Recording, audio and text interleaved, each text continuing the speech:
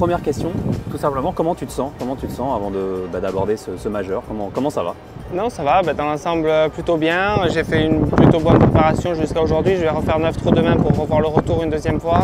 J'ai vu 18 trous hier, 9 aujourd'hui. Parcours en super condition comme d'habitude en majeur, mais je me sens bien. Enfin, bon début de saison, pleine confiance, donc tout est ouvert. Sur quel secteur du jeu, en tout cas cette semaine, tu vas te baser principalement sur ce parcours?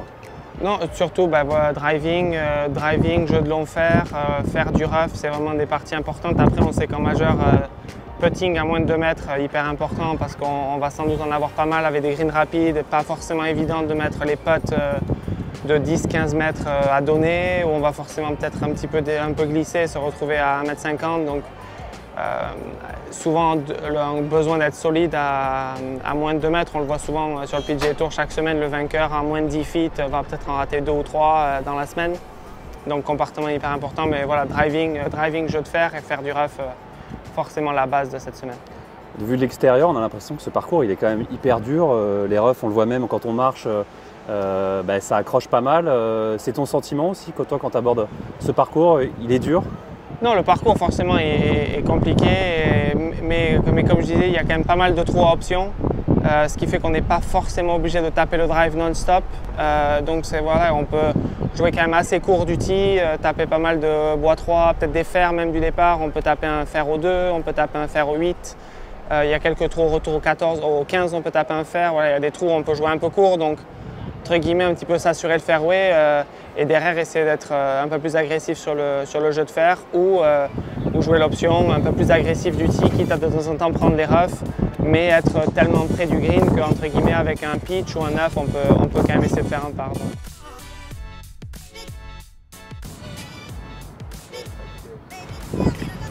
On est au trou numéro 4, Guillaume, on suit la partie de Victor Pérez. Trou numéro 4, 615 yards, plein vent de face gauche-droite. On va voir combien il va quand même pouvoir carrier la balle, mais ça va être un trou qui va être très long.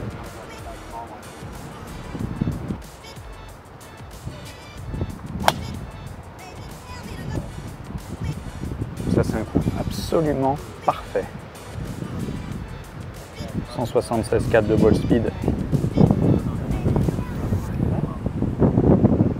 Cette balle, elle a pitché à 250 mètres uniquement avec 176 de ball speed, ce qui voudrait dire que normalement, c'est une balle qui pourrait pitcher jusqu'à 275, 280 mètres.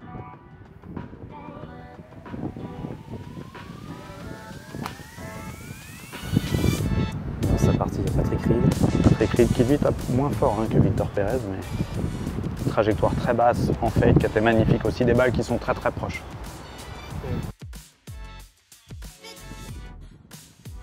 C'est excitant, une semaine de majeur, forcément plus excitant qu'on va dire le tour européen, le boulot, la saison régulière. Ouais, c'est différent. C'est vrai que voilà, c'est souvent des tournois pour lesquels on joue. C'est ce que les joueurs, ils sont dans le Hall of Fame parce qu'ils ont gagné tant de majeurs, parce qu'ils ont fait des performances sur ces tournois-là. Même si ça ne dévalue pas du tout les tournois du PGA Tour ou de l'European Tour, DP World Tour maintenant. Mais voilà, ça reste les 4 plus gros tournois de l'année, qu'on peut se le tourner comme on veut, malheureusement, c'est pour ça qu'on joue.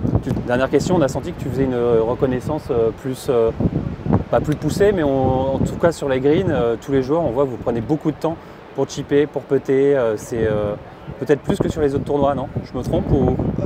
Ouais, c'est possible, c'est sûr qu'il y a plus d'options, il y a pas mal de rough, il y a vraiment des endroits où finalement, on peut avoir l'impression d'être loin du drapeau, de ne pas être dans une bonne position, mais on regarde, on voit qu'il y a un backstop, il y a une pente, il y a quelque chose qui peut nous aider. On se rend compte que cet endroit-là est pas forcément mal. On essaie plus de se projeter en se disant si je fais forcément un bon départ et un bon coup de fer, il y aura zéro problème, mais c'est plus si je prends le rough et puis commencer à faire une stratégie pour comment se faire part, comment je vais m'orienter le trou, le coup de fer pour me mettre dans cette position-là.